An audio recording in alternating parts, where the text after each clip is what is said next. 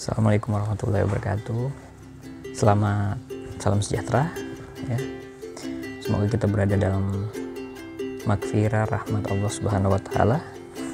Nah, pada materi kali ini kita akan membahas sedikit ya terkait dengan pengertian dari apa sebenarnya itu bahasa. Nah, kita kan biasa tuh menggunakan bahasa-bahasa di dalam pergaulan kita sehari-hari.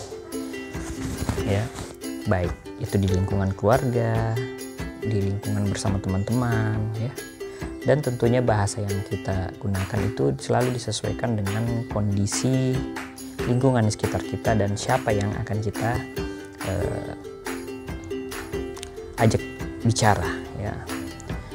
Nah, sebelum itu kita mengerti dulu ya apa sebenarnya definisi dari bahasa ya.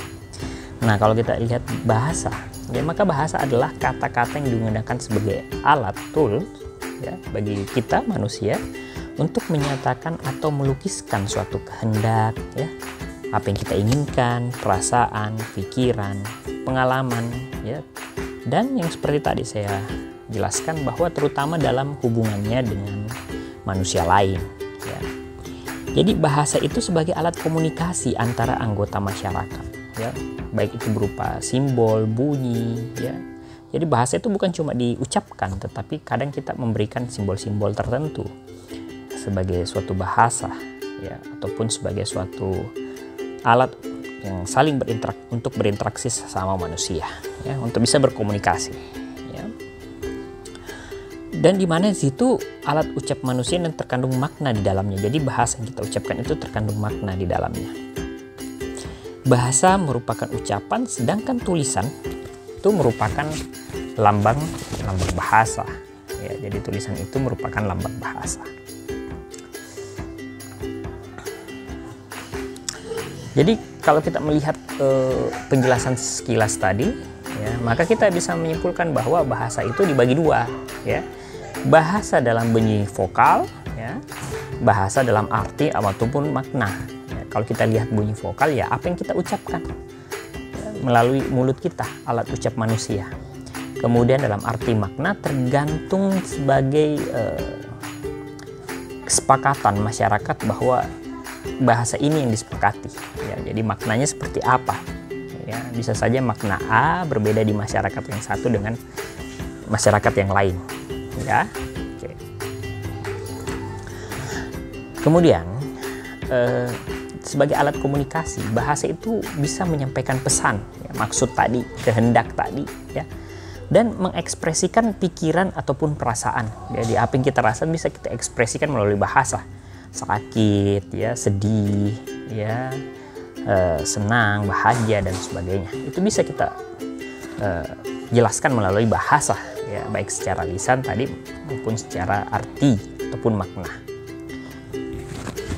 Nah, bahasa itu juga merupakan sarana budaya ya. Jadi ada budaya di situ yang mempersatukan kelompok manusia menggunakan bahasa. Contoh bahasa Indonesia. Bahasa Indonesia itu menyatukan berbagai ras, berbagai kelompok ya, berbagai budaya menjadi satu di dalam wilayah kedaulatan Indonesia ya. Nah, betapa pentingnya bahasa itu untuk kita pelajari. Betapa pentingnya Anda mengekspresikan secara benar bahasa sesuai dengan apa yang Anda kehendaki. Ya. Kemudian, kalau kita sudah mengerti apa itu bahasa, maka kita coba sedikit membahas apa yang dimaksud dengan bahasa hukum. Ya. Jadi bahasa hukum itu corak khas ya, yang ada di dalam suatu lingkup ilmu hukum, baik dalam wujud karya ilmiah, perundang-undangan, ya, tuntutan atau requisitoir, ya, pledoi, ya, pembelaan yang dilakukan oleh pengacara misalnya, ya, ataupun yang dilakukan oleh terdakwa, maupun surat-surat dalam perkara hukum, replik, duplik, ya, istilah-istilah ya, banyak terkait itu, terkait dengan bahasa hukum yang disampaikan di dalam suatu ranah publik.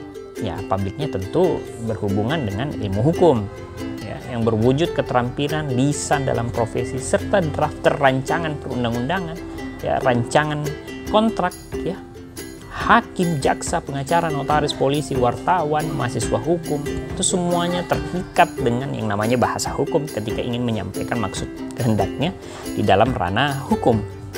Ya.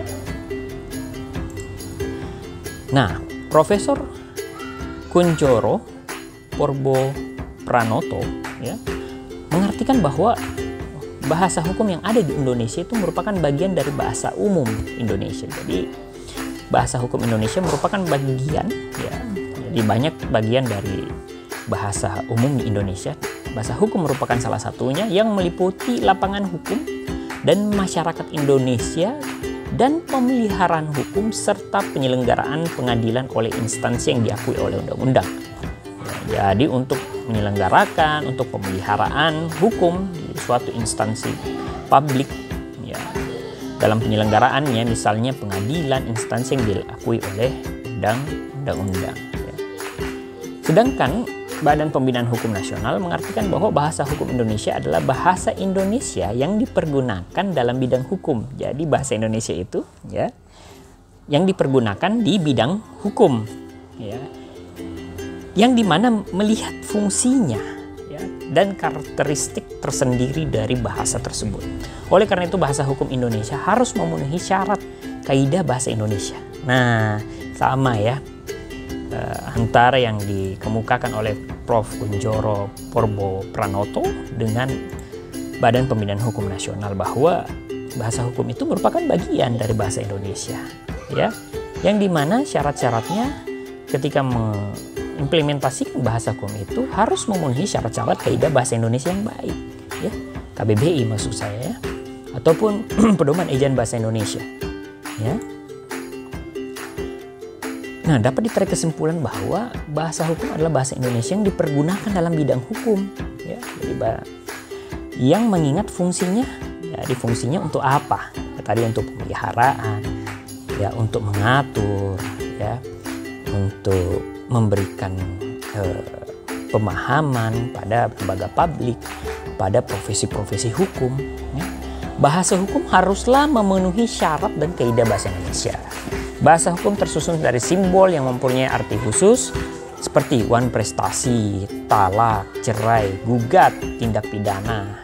Ya, itu semuanya merupakan bahasa Indonesia yang difungsikan sebagai bahasa hukum di dalam bagian umum bahasa Indonesia. Ya. Bahasa hukum yang bersumber pada aturan hukum yang dibuat oleh negara misalnya. Nah, kalau kita melihat klasifikasi, nah, maka kita akan pertama kita melihat dulu bahasa hukum yang bersumber dari aturan. Nah, contohnya dari undang-undang, ya, peraturan pemerintah, ya, kemudian peraturan daerah. Bahasa hukum yang bersumber pada hukum yang berlaku di tengah-tengah masyarakat, nah itu berbeda lagi. Ya, maka bahasa hukum adat misalnya, Caro di Madura, Pamali, Pantangan di Sunda dan sebagainya. Ya. Kemudian bahasa hukum yang bersumber dari para ahli hukum. Jadi sudah 3 ya. Yang pertama bahasa hukum yang bersumber dari aturan, ya, undang-undang. Ya. Bahasa hukum yang bersumber pada hukum yang berlaku di tengah masyarakat, yang bersimbiosis dengan masyarakat. Kemudian yang ketiga adalah bahasa hukum yang bersumber dari ahli hukum dan kelompok-kelompok profesi hukum, misalnya kejahatan ekonomi, kejahatan politik, ya, korupsi. Ya. Jadi apa sebenarnya hubungan antara bahasa dengan hukum? Ya. Jadi bahasa sebagai alat komunikasi antara manusia dan hukum sendiri merupakan instrumen yang mengatur hubungan kepentingan individu dengan individu lainnya. Ya, jadi bahasa merupakan alat komunikasi antara manusia dan hukum sendiri merupakan instrumennya, ya, yang mengatur bagaimana menyampaikan bahasa itu dengan baik sesuai dengan fungsinya di dalam suatu masyarakat, suatu sistem publik, ya, ataupun ya, ketika kita bersosialisasi, berkomunikasi dan berinteraksi dengan orang lain. Hukum sebagai salah satu disiplin ilmu, sudah saya jelaskan dari awal bahwa hukum itu sebagai suatu disiplin ilmu, ya. Bisa lihat video saya yang terkait dengan itu. Kemudian memanfaatkan bahasa sebagai alat komunikasinya, karena bahasa merupakan satu-satunya alat yang digunakan untuk mensosialisasikan dan menegakkan hukum. Jadi bahasa merupakan alat, ya, untuk kita mensosialisasikan bagaimana penegakan hukum itu. dan bagaimana penegakan hukum itu bisa berjalan. Nah, bahasa itu memegang peranan yang sangat vital di dalam mensosialisasikan dan mencapai tujuan penegakan hukum. Nah, maksud dan tujuan mata kuliah bahasa hukum agar para sarjana hukum dan ahli hukum memiliki pengetahuan dan keterampilan bahasa Indonesia. Ya. Memberikan kesadaran kepada mahasiswa fakultas hukum, ya, sarjana hukum, ya, agar memiliki kebanggaan dan kesetiaan terhadap bahasa Indonesia. Hukum dapat menggunakan bahasa yang benar dalam berbicara, jadi Anda bisa menggunakan bahasa yang benar dalam berbicara, dan Anda bisa menggunakan bahasa tersebut di dalam profesi Anda dengan baik, ya. Membuat aturan hukum, ya, kemudian surat dakwaan, surat tuntutan, itu semuanya butuh bahasa hukum yang baik, ya. Perjanjian, akta, ya, memori banding, kasasi dan sebagainya membutuhkan semua bahasa hukum yang baik. Nah, itu dia, ya, fungsi dari bahasa hukum, ya. Lalu bagaimana bahasa itu menjadi suatu dinamika? Yang pertama, bahasa tidak pernah statis, ya, berubah-ubah. Realitas berubah, maka bahasa juga akan berubah. Kata canggih tidak pernah ada dalam kosakata bahasa Indonesia pada tahun 70-an. Jadi bahasa itu akan terus berubah-ubah, ya. Lalu bagaimana karakteristiknya bahasa hukum itu? Yang pertama, kekhususan istilah, misalnya de facto, de jure, ya, duplik, ya, kemudian praduga tak bersalah, ya, presumption of innocence, dan secara konsisten taat pada asas, ya. Jadi bahasa hukum itu ada asasnya, ya, dan kita harus taat pada asas-asas tersebut. Kemudian ada komposisi, ya. Kalau kita lihat komposisi, ya pertama pastinya harusnya baku kata-katanya, tidak boleh kata yang tidak baku, ya, atau kata gaul itu nggak boleh, harus baku. Sintaksis, ya, dan tata cara penulisan ejaan itu tidak boleh dengan diksi-diksi yang metafor, ya, itu tidak boleh, harus jelas, ya. Terdiri atas bab. Nah, bab itu menurut topik yang terbagi atas pasal. Nah, misalnya di dalam suatu aturan. Nah, Anda kan biasa lihat undang-undang, ya.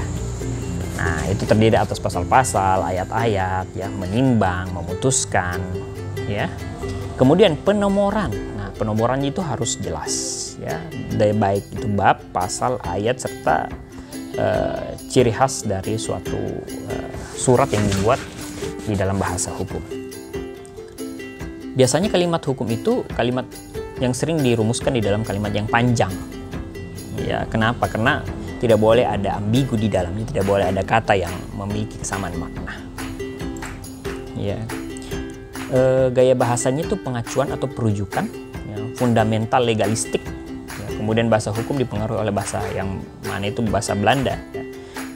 Kenapa? Karena bahkan kitab hukum kita sekarang, yaitu hukum perdata dan pidana, merupakan bagian dari kitab hukum civil law dulu awalnya, kemudian diberlakukan berdasarkan asas konkordansi.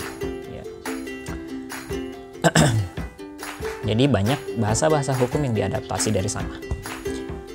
Maka syarat suatu bahasa hukum yang baik harus jelas, tepat, tegas, monosematik, ya, lugas dan sederhana, tidak berliku-liku dan berbelit-belit. Ya, jangan membuat orang berpikir secara rumit, berbelit-belit, pusing. Ya. Cermat, tidak ambigu, nah, konsisten istilahnya. Istilah yang digunakan harus konsisten. Kalau Anda menggunakan istilah A di dalam perundang-undangan A, jangan pakai yang B, ya, jangan mencampurnya dengan B. Ya, walaupun sama, misalnya kata kejahatan, ya, sama-sama kejahatan, tetapi definisi kejahatan di Undang-Undang A berbeda dengan definisi kejahatan di Undang-Undang B. Nah, itu tidak boleh digunakan. Harus menjelaskan secara konsisten definisi mana yang Anda gunakan sesuai dengan tema di dalam surat hukum yang Anda buat. Ya. Estetis, jadi komposisinya harus baik dan benar. Ya, jadi misalnya kita membuat tuh rancangan kontrak, ya, komposisinya harus benar. Jangan menggunakan komposisi undang-undang, tetapi menggunakan komposisi rancangan kontrak. Ya, apalagi itu suatu otentik. Ya. Masalah bahasa hukum itu kata kalimat ejaannya harus benar, istilah, struktur, ya, dan seperti biasa, seperti yang saya sudah jelaskan tadi, bahwa kaidahnya itu ada asas, harus menggunakan bahasa hukum Indonesia yang baik. Ya.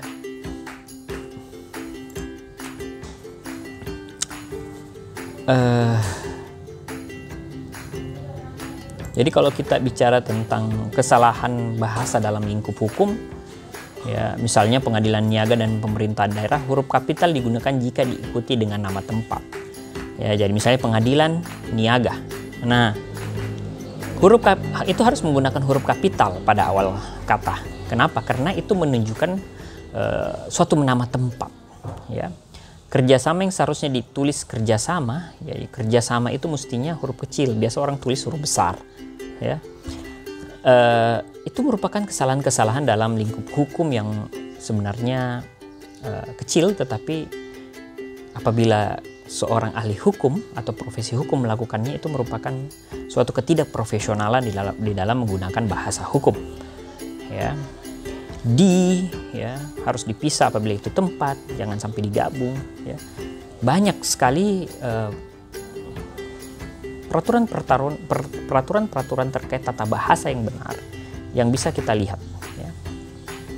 Jadi di Undang-Undang Nomor 12 Tahun 2011 tentang pembentukan peraturan perundang-undangan, bahasa peraturan perundang-undangan pada dasarnya tunduk pada kaidah bahasa tata bahasa Indonesia, baik pembentukan kata, penyusunan kalimat, teknik penulisan maupun pengejaannya. Ya, jadi itu tadi ya, penjelasan terkait dengan bagaimana menyusun yang namanya suatu bahasa hukum yang baik. Dan ternyata bahasa hukum itu tidak dapat dipisahkan dari bahasa umum Indonesia, baik tata kelolanya, tata bahasanya, ya, asas-asasnya, ya, itu merupakan suatu keterkaitan. Ya. Sehingga bahasa hukum itu berguna bagi Anda semua dalam menyusun yang namanya suatu dokumen hukum. Ya. Gunakanlah bahasa hukum yang baik, estetik, ya, lugas, ya, tidak berbelit-belit, ya. Dan silahkan Anda pelajari terkait Undang-Undang Nomor 12 Tahun 2011 terkait bagaimana membentuk suatu peraturan perundang-undangan dan bahasa peraturan perundang-undangan. Dan Anda juga bisa melihat undang-undang terkait dengan akta otentik, ya, baik undang-undang notaris, ya, baik undang-undang PPAT, ya, baik undang-undang bagaimana tata kelola penyusunan tuntutan, ya, bagi pengacara. Itu semua di dalamnya memiliki petunjuk teknis, ya, untuk bagaimana membantu para profesi hukum untuk menyusun bahasa hukum yang baik dalam suatu dokumen hukum, sehingga tata bahasanya sesuai dengan penulisan tata bahasa Indonesia yang baik. Ya. Baik, terima kasih atas waktu dan kesempatannya. Ya. Insya Allah kita akan bertemu pada materi yang lain. Wabillahi taufiq wal hidayah. Wassalamualaikum warahmatullahi wabarakatuh. Salam sejahtera, Om Swastiastu, Namo Buddhaya, salam kebajikan.